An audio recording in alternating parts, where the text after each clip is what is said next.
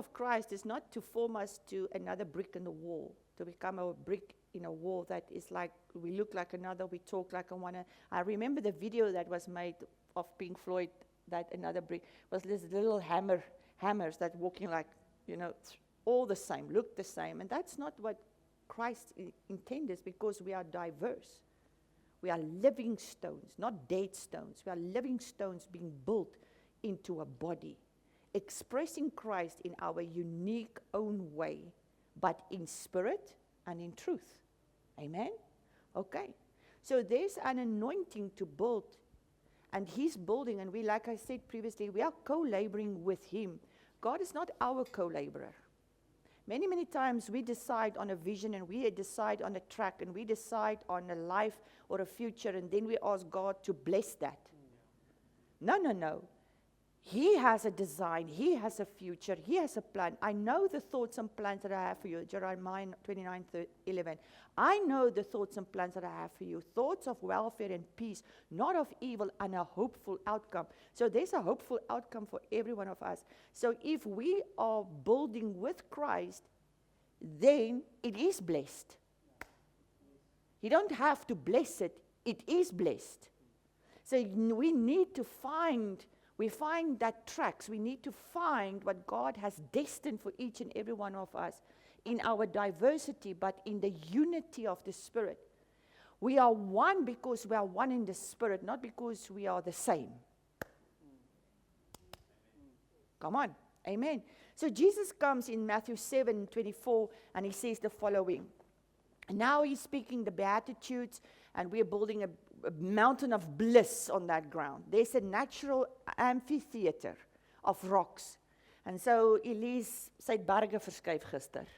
So Elise is building, we are adding, on Friday we stood there and we saw this natural amphitheater. So we will have, like we used to have, evening worship sessions, and we will have whatever. So, but there's a natural, now this comes from that place where at the Sea of Galilee, Jesus is speaking, and they were sitting on the grass, and the children is among them and playing and whatever.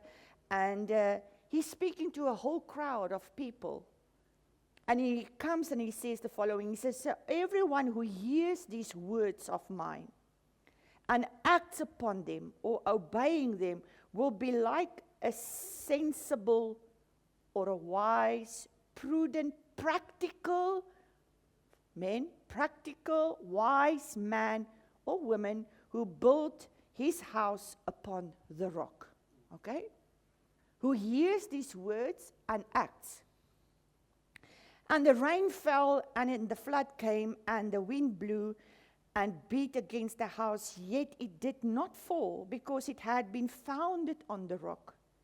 And everyone who hears these words, the same words, the same message, the same scripture, the same Jesus speaking.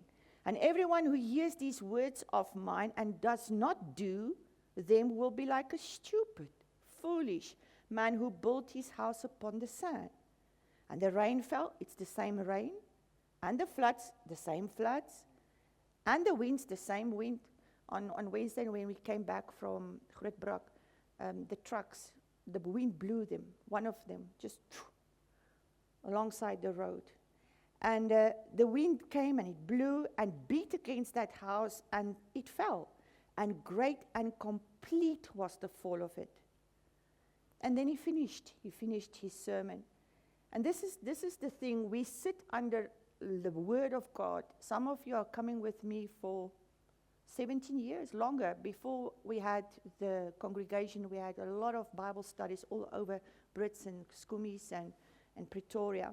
You're sitting on the Word, and the Word goes out, like the sower sows the Word. But there's just one condition, is you have to act upon the Word. Because we are living in the same economy, we're living in the same land, with the same government, with everything the same life. But the difference is, are you acting on the Word? Because that determines if your house, your life, your ministry, your business, your family, your marriage will stand. Come on. That determines, because the same wind, the same petrol price, the same fuel price hits us all. But what is your house built on? Because he who hears my word and acts upon the word, he builds.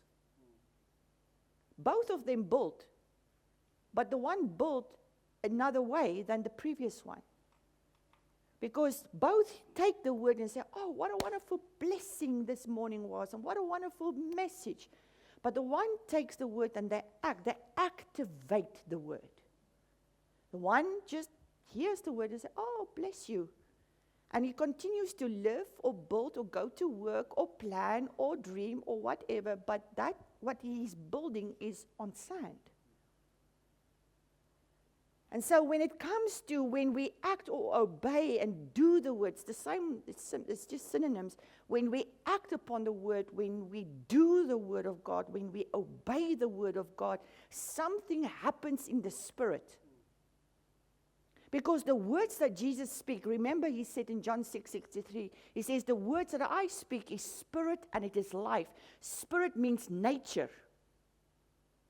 So the nature of the words of Jesus is not English, Afrikaans, or Tswana, or Zulu, or whatever, or Xhosa.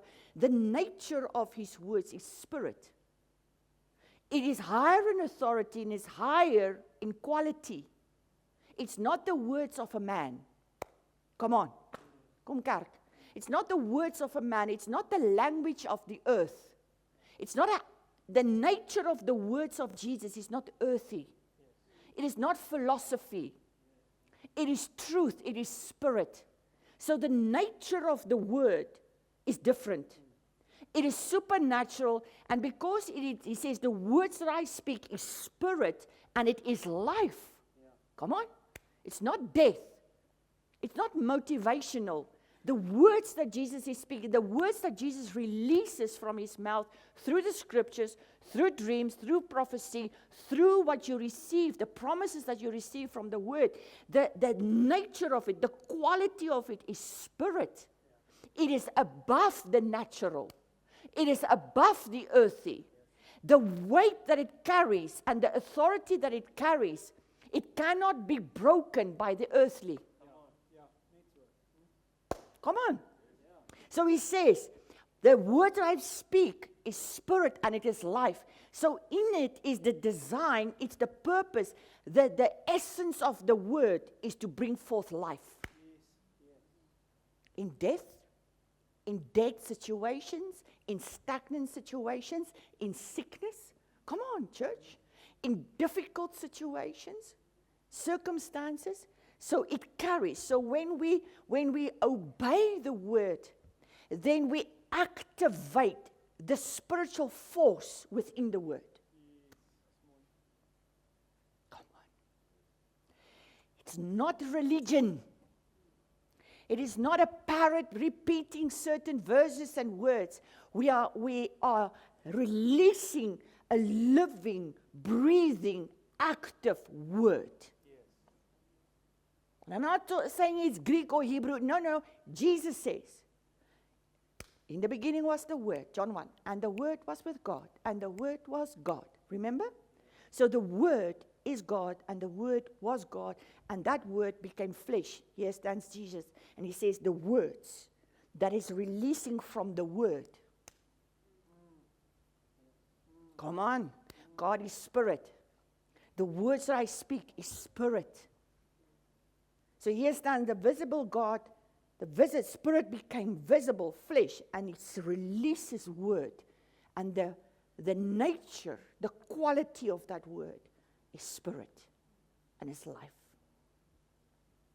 And the moment you act, you do the word. If he says forgive, you forgive. If he says believe, you believe. If he says have faith, you have faith. If he says sow, you sow. If he says bless, you bless. If you say pray, you pray. If he says walk in the Spirit, you walk in the Spirit. Then you are activating this word. Jy sê nie ja maar nie. Wat as en sê nou maar. No. You just do it. You just do it because it carries a weight and authority that is above your understanding. Come on. It is above your natural mind. It is above everything that is natural because it is supernatural. Okay? And when we activate this word, when we do, You must realize when you do the word, you activate it. And when you activate something of eternal life. Because the words that Jesus speaks is eternal. Because He's eternal. So you are activating within. It is as if you plant a seed into the ground. Remember when we were in school? I don't know if you do it still. Your little beans. You brought the beans to class when I was in grade 2, and you put it in a cotton wool and you water it. And then after a few days, you see there's the little sprout. Amen? It's the same with the word. But you have to plant it and you have to water it. Because if you did not wet the cotton, nothing happens. The potential of the life remains within the seed. Come on. So how do you water the seed?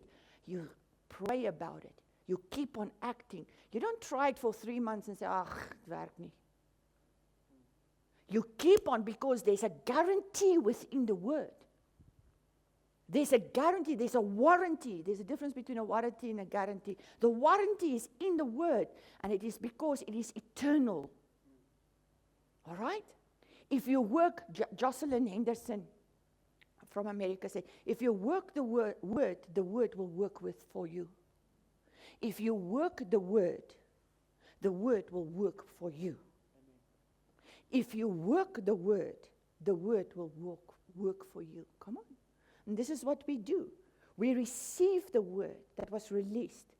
And because we received it and we started to act upon it, now the word starts to work for you. Okay? Are you with me, church? When you act on the word, you're sowing that seed. And the word of God is a light seed, a life seed. It's not a dead seed. So when you send a word into a situation, you're sending in light seed. You're sending in life seed. Because the words that I speak is spirit and it is life.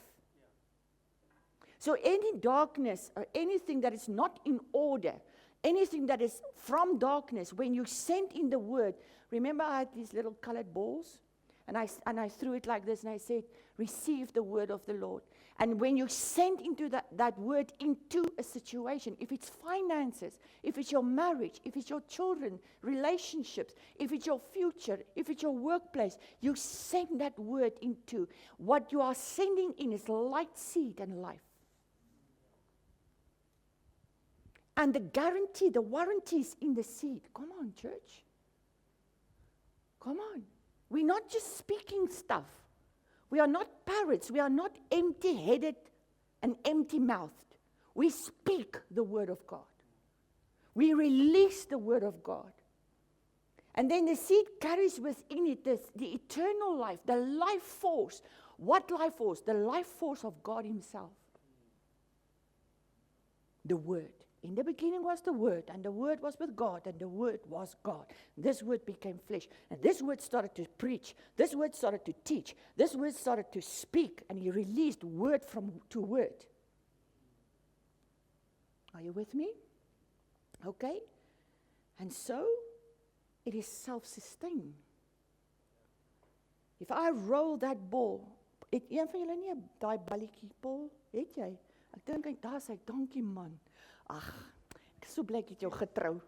Daar sê, hier kom hy. Hier kom hy. Vang die woord.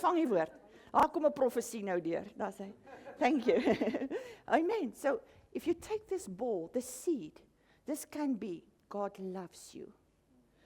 I will provide in all your needs, according to the riches in Christ Jesus. This can be that no weapon is formed against you. Come on. This word can say, you are the head and not the tail. This word can say, I will guide and lead you and continually. I will guide you in dry places and I will bring you into, you'll be like a watered garden whose waters fail not. Amen. And I will restore your marriage. I am the life, I am the way and the truth. This word, you'll get a promise. It's a prophecy or a word that God gave you in your quiet time. You take this word. And when that situation comes, like for instance, finances, it takes, I think it's over between 3,000 and 4,000 rand a day to let that excavator run on that a day. You moan about your little... And so, when that, and like the word that was released last night when God said, the building is paid for. So every time I'm wondering, I say, the building is paid for. And wherever it stops, because by faith and prayer and thanks, that seed is activated. It's activated. It is spirit and it's life, and it's now starting to work.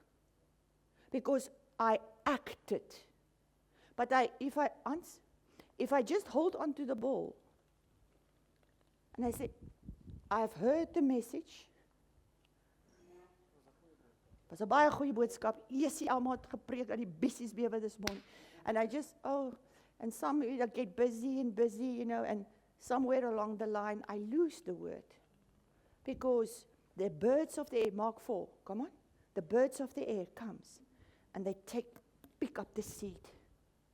They eat, they steal the seed. Because they know this has the potential to change your life.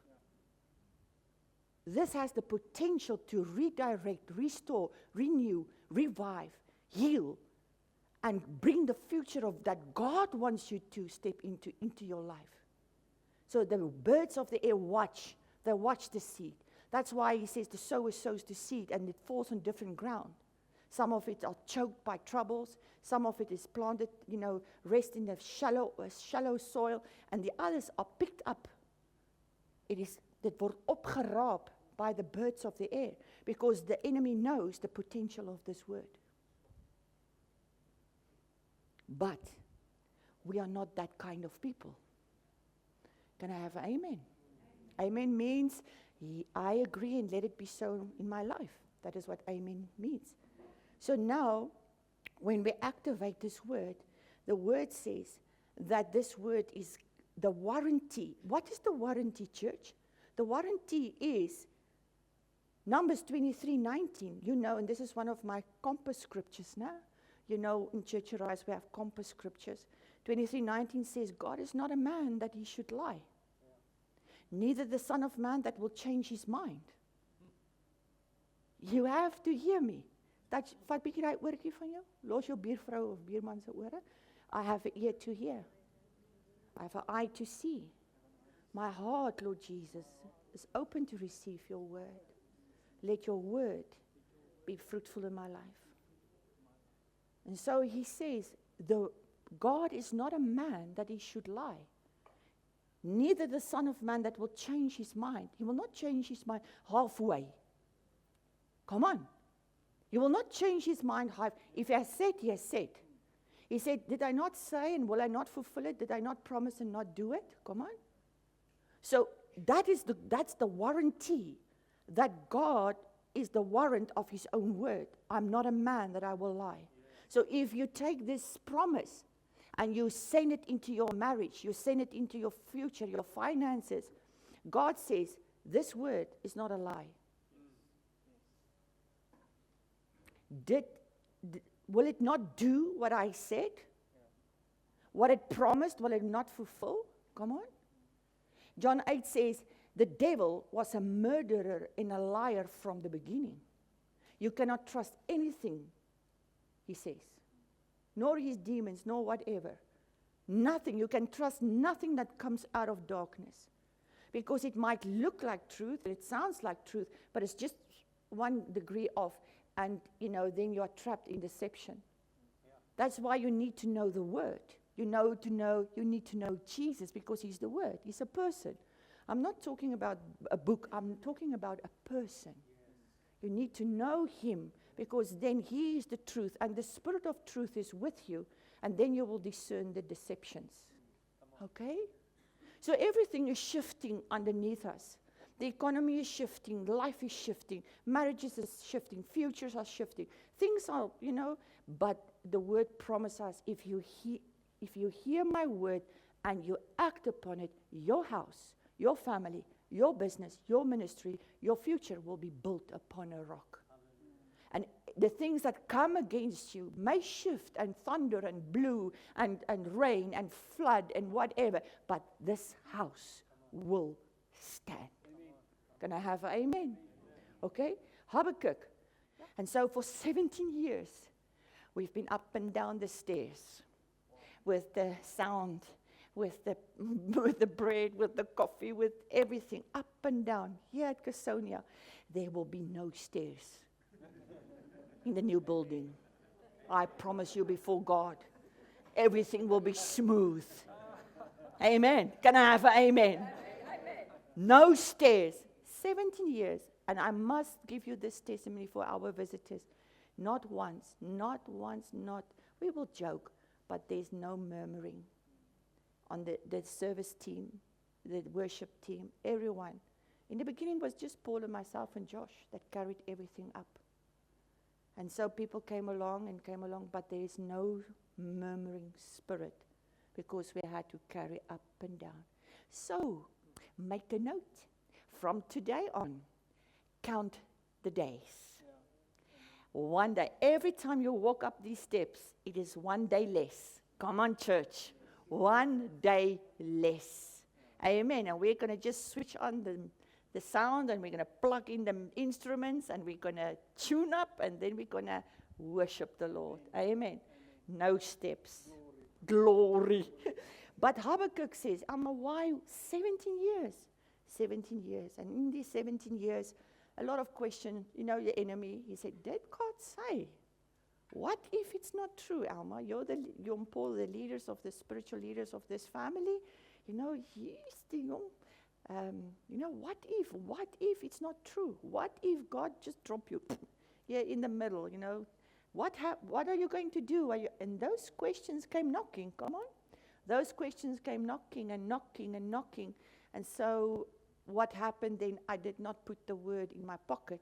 I took the word and I started to speak. God said. God is not a man that he will lie. He will not say something, neither the Son of Man. So I activated by faith the word. So if you're sick and the healing is not yet manifested, you activate the word.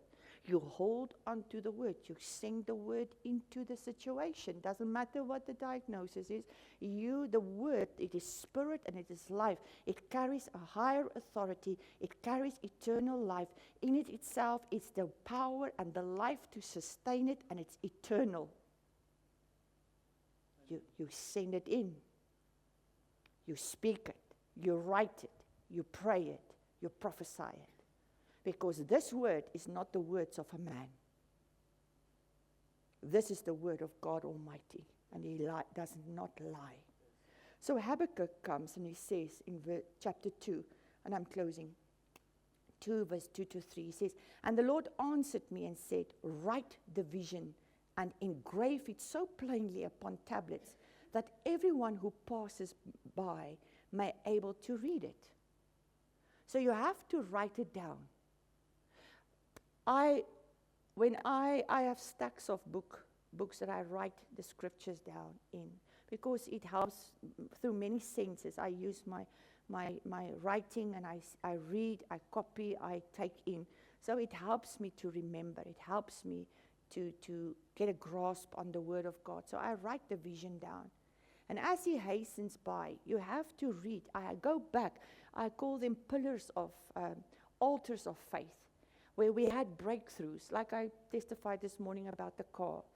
And I go back to these altars of faith, and I revisit them because I wrote them down. And then I remember what God did there.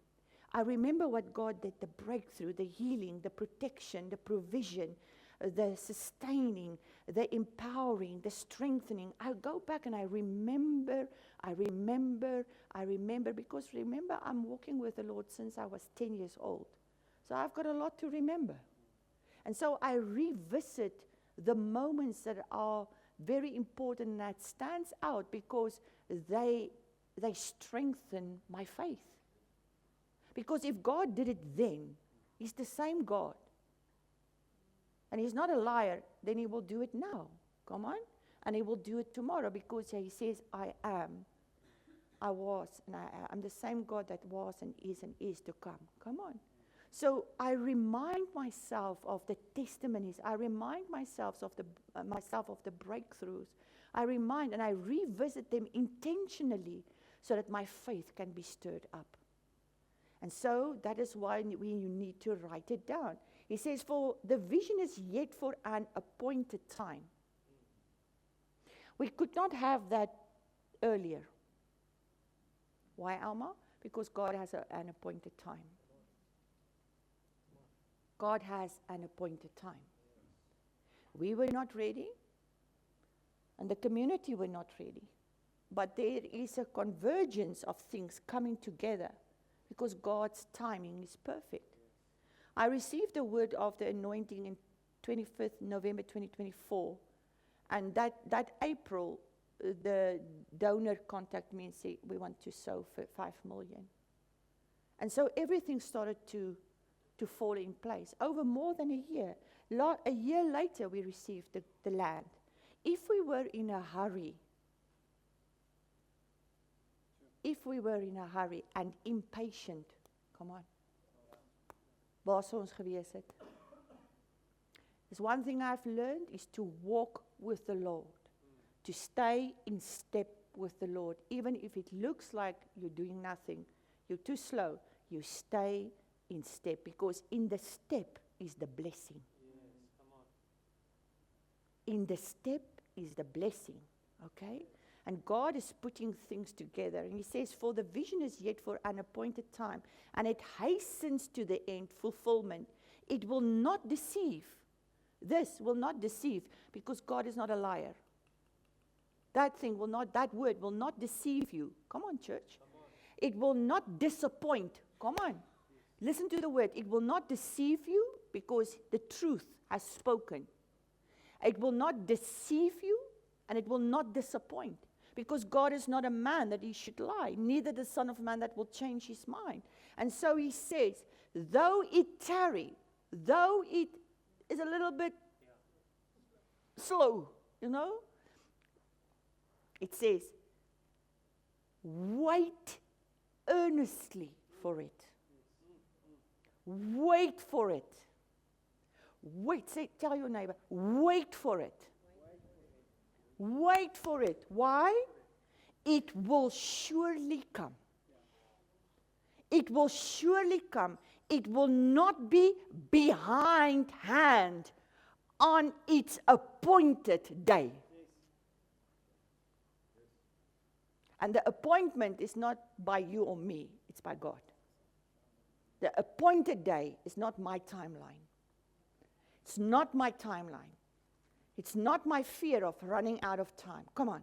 My appointed day becomes, God's appointed day becomes my appointed day. And it will not disappoint. It will not deceive. It will come to pass. You just hang on. Tell your neighbor, hang on. Hang on. Amen? So how? How do we act the word? How do we do the word? A few things. You surrender daily. You live a cross-shaped life. You lay down your life. You say, Lord, I start my day with you. Go before me into this day and order my footsteps. Abide in the word. Get the word in you. I'm not talking about Christian books. Get the word in you. Don't get any other. Bless their dear hearts, and if it's a subject that interested you, yeah, you can read the book, but it's not the first priority. Get the word in you. Get the word so that there's seed within your heart, light seed and life seed. We can read, but this is the main course. This is the main course. The other stuff is entrees and puddings, okay? But this is the main course. And then intentional prayer. So surrender daily.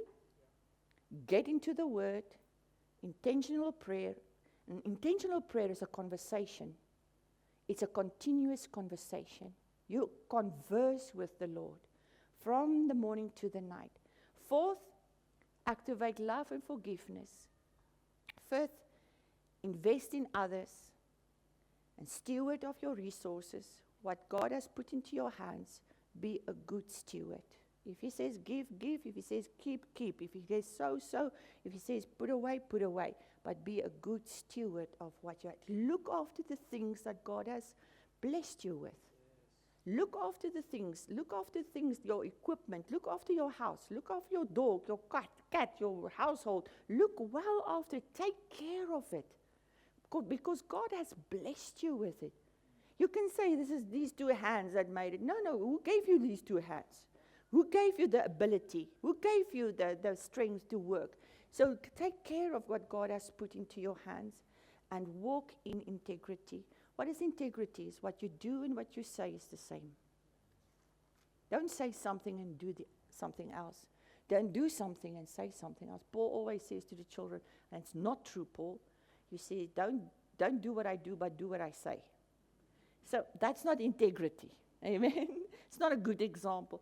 Integrity is what you say is what you do, and what you do is what you said. That's integrity. So just live a life of significance and integrity.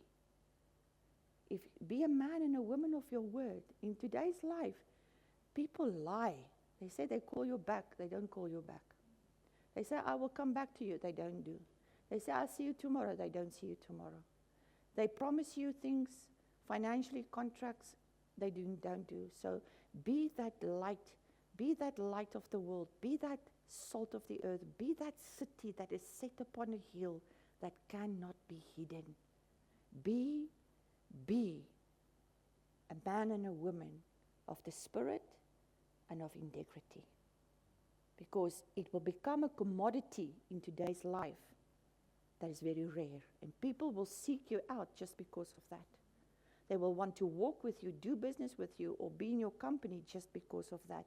Because it's a rare, rare commodity, integrity. Amen. So say with me, surrender. Daily. Activate the word. Get into the word. Intentional prayer. Love and forgiveness. Be a good steward. And lastly, integrity. I am a man, a woman, a person of integrity. Amen. Let's stand. Father, we just thank you for your precious word.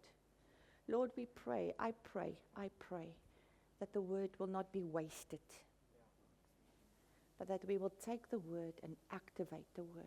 And as we activate the word, an eternal force is working on our behalf. It is activated and it's working on our behalf.